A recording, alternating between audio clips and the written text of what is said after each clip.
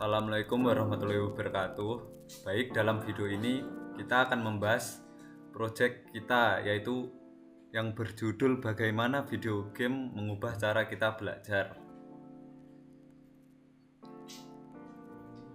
Baik, sebelumnya perkenalkan, nama saya Jenar Raditya Bagaskara dengan NIM 093 dan teman-teman saya.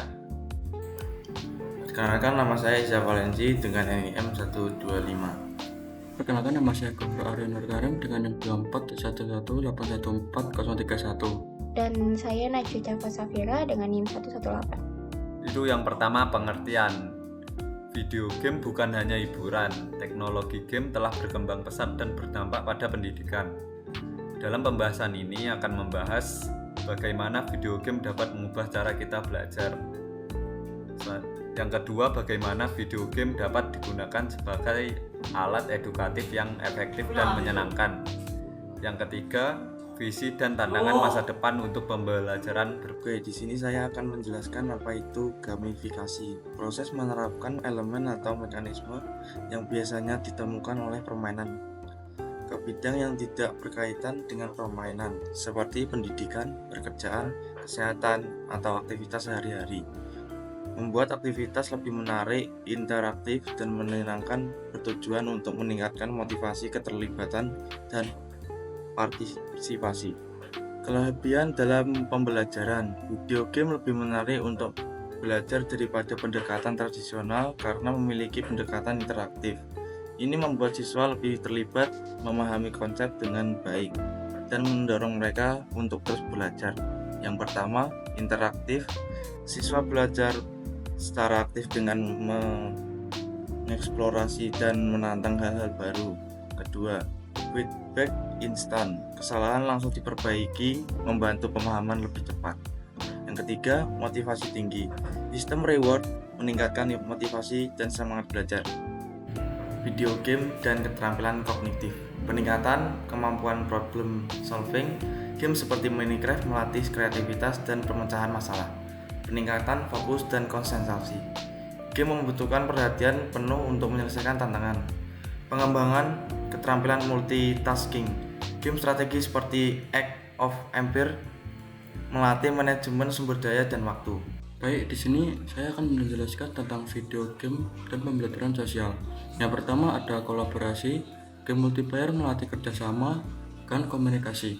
Yang kedua ada kompetisi sehat, mendorong motivasi dan semangat belajar. Yang ketiga ada komunitas belajar. Forum dan diskusi memperluas wawasan serta berbagai strategi.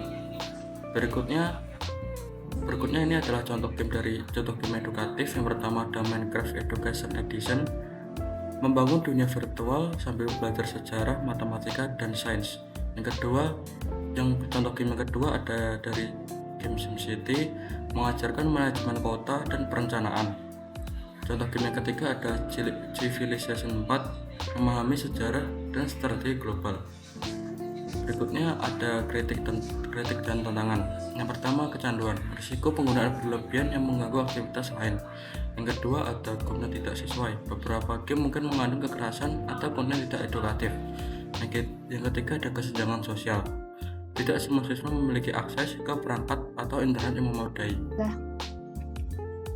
Seiring berkembangnya teknologi, cara kita belajar juga mengalami perubahan besar. Video game yang dulunya hanya dianggap sebagai hiburan, kini menjadi bagian dari dunia pendidikan. Inovasi seperti VR dan AI membuka peluang baru untuk pengalaman belajar yang lebih interaktif, profesional, dan efektif. Bayangkan sebuah kelas di mana siswa tidak hanya membaca teori, tetapi juga bisa langsung merasakan dan mengalami pembelajaran melalui teknologi game. Teknologi impresif seperti VR membuat pembelajaran jauh lebih menarik dan realistis, di mana siswa bisa menjelajahi sejarah dalam dunia virtual atau melakukan eksperimen sains tanpa risiko. Ada framing, tidak semua siswa belajar dengan kecepatan yang sama. Teknologi game juga mampu menyesuaikan tingkat kesulitan berdasarkan individu, sehingga pembelajaran jauh lebih efektif dan profesional. Integrasi dengan kurikulum sekolah, mungkin ke depannya game akan semakin menjadi bagian dari proses belajar mengajar. Banyak sekolah mulai mengadopsi game mengadopsi game edukatif sebagai alat bantu untuk menjelaskan konsep-konsep kompleks dengan cara yang lebih menyenangkan dan lebih mudah dipahami oleh siswa. Setelah melalui serangkaian proses penelitian, mulai dari pengumpulan data hingga analisis, saatnya kita merangkum temu utama yang telah diperoleh.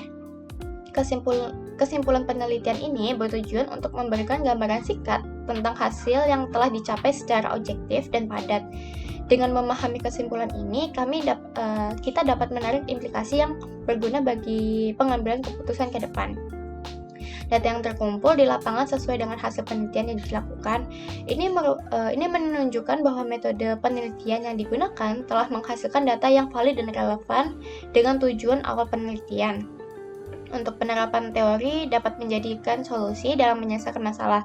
Dalam artian, hasil penelitian ini tidak hanya memberikan pemahaman akademis, tapi juga memiliki aplikasi praktis yang dapat digunakan dalam dunia nyata. Oke, jadi video game bukan hanya sekedar hiburan, tetapi juga memiliki potensi besar dalam dunia pendidikan. Dengan pendekatan yang tepat, game dapat menjadi alat pembelajaran yang interaktif, efektif, dan menyenangkan.